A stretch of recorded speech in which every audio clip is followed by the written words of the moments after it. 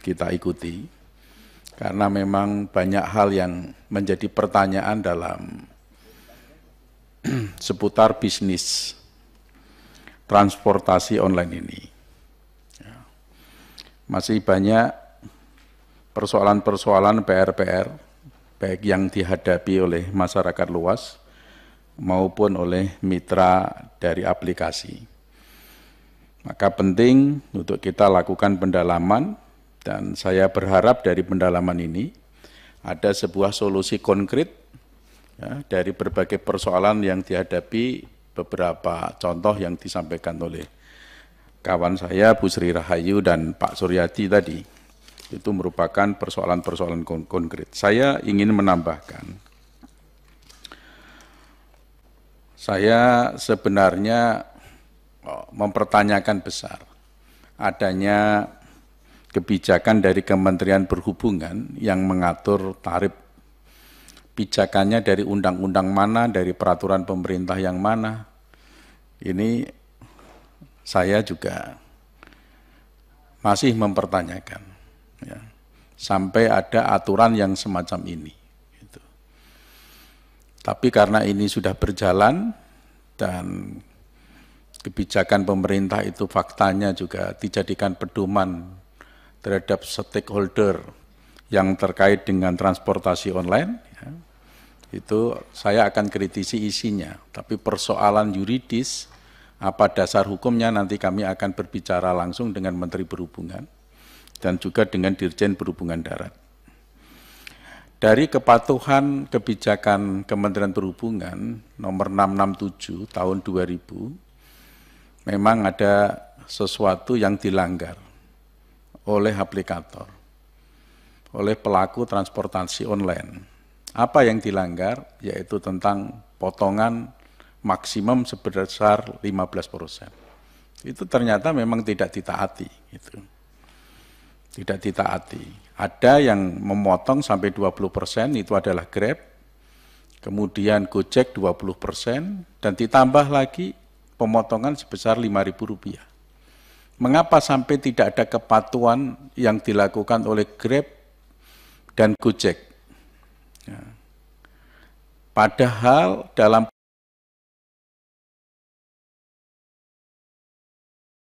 dan Gojek juga diundang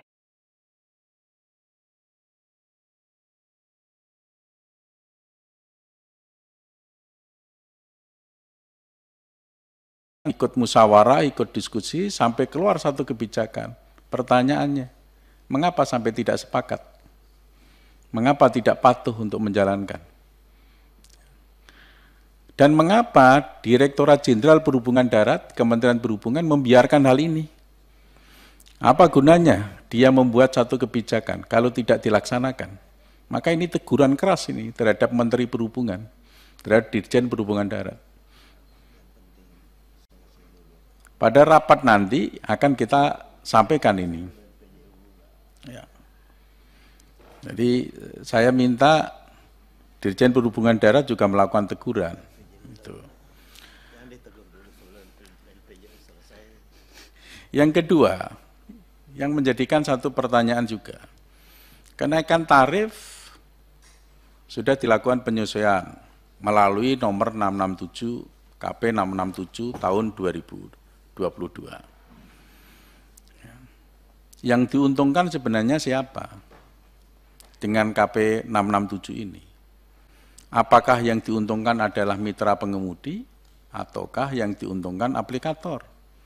Yang teriak-teriak di jalan, memperjuangkan nasibnya, mempertaruhkan nyawanya di jalan demi kebutuhan anak dan istrinya yang di rumah, ya, itu sampai dia dalam kondisi yang sulit perekonomiannya, sehingga dia nuntut sampai turun di jalan, kemudian direspon oleh pemerintah, dilakukan penyesuaian tarif, ya, tetapi mereka tidak menikmati kenaikan tarif itu.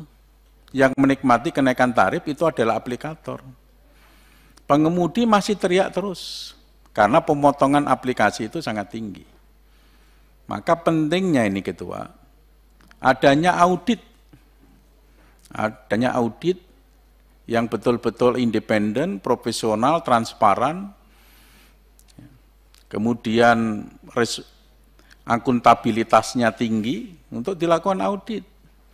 Komponen biaya ya, sampai ada satu tarif bawah dan tarif atas itu masuk akal semua atau tidak? Yang masuk ke aplikator itu wajarnya harus berapa, kepada pengemudi seberapa. Ini harus dilakukan audit. Selama ini tidak pernah ada audit. Dan aplikator itu juga berfungsi sebagai operator. Ya kan? Kalau dikatakan bahwa sopir mitra pengemudi mendapatkan pendapatan yang lebih dengan keputusan 667 ini, apa iya? Sumbernya dari mana? Informasinya dari mana? Karena kami sebagai anggota Dewan itu juga mendengarkan suara dari berbagai kalangan masyarakat. Saya tidak ingin ya, masyarakat kami, rakyat kami, dieksploitasi sedemikian rupa, karena dengan keterbatasan sumber daya manusianya, dengan keterbatasan lapangan pekerjaan, dengan keterbatasan perekonomian, keterbatasan pengetahuannya, dieksploitasi tenaganya untuk kepentingan bisnis, kepentingan ekonomi pihak-pihak tertentu, atau yang bisa saya bilang kaum kapitalis. Kami tidak ingin. Kami tidak ingin membiarkan itu. Rakyat kami harus kami lindungi. Karena yang disampaikan itu tidak benar. Ini berdasarkan survei dari Badan Litbang Kementerian Perhubungan. Bahwa dengan adanya transportasi online ini, itu tidak sepenuhnya memberikan lapangan pekerjaan kepada kaum pengangguran. Kalau dikatakan tadi sebesar pengangguran 38% atau sekian, hasil penelitian itu hanya 16%. Kemarin dilakukan survei 18%, kemudian yang survei yang kedua hanya 16%. Jadi saya minta jangan begitu overconfident, jangan bilang bahwa ini menghadirkan sesuatu yang betul-betul bermanfaat terhadap masyarakat luas. Tidak sepenuhnya. Tergantung bagaimana political will. Karena soal teknologi, persoalan teknologi itu bukan persoalan yang mudah. Bisa menjadi sebuah kemudahan, bisa menjadi sesuatu yang lebih efisien, yang lebih murah, tapi tergantung bagaimana political will pengusahanya itu. Kalau political will dari pengusahanya itu tidak bagus, tidak ada yang niatnya baik, hanya mengeksploitasi, tidak mungkin akan memberikan satu kesejahteraan. Ini hasil survei juga dari Badan Litbang Kementerian Perhubungan dan hasil survei dari analisis kebijakan publik Kementerian Perhubungan. Di tahun 2016, pendapatan sopir, pendapatan driver, itu sebesar 8 juta rupiah. Akhir-akhir ini hanya 3,5 juta rupiah. Bagaimana bisa menghidupi keluarganya dengan pendapatan 3,5 juta rupiah? Sementara kendaraan yang dipakai itu pun kendaraan leasing, yang ada beban tiap bulannya untuk membayar leasing. Akar persoalannya sampai terjadi hal yang demikian apa? Karena pemotongan dari aplikasi yang terlalu tinggi. Sudah ditentukan 15%, masih memotong sebesar 20%, masih potong lagi sebesar Rp5.000. Ya, jadi kami, Ketua, saya sangat setuju dengan Pak Suryadi, kalau bisa hal ini segera diselesaikan tanpa harus menunggu undang-undang. Karena ini efeknya terhadap masyarakat luas, undang-undang itu prosesnya lama, masuk prolegnas di tahun 2023, nggak tahu bagaimana nanti proses pembahasannya di 2023, lancar atau tidak lancar. Lancar pun juga masih 1 tahun lebih, kok persoalannya semakin melebar, semakin memberatkan masyarakat. Jadi saya sangat setuju, kalau ini segera diselesaikan. Dan ini yang kita dengarkan kan dari para pelaku, pengusaha.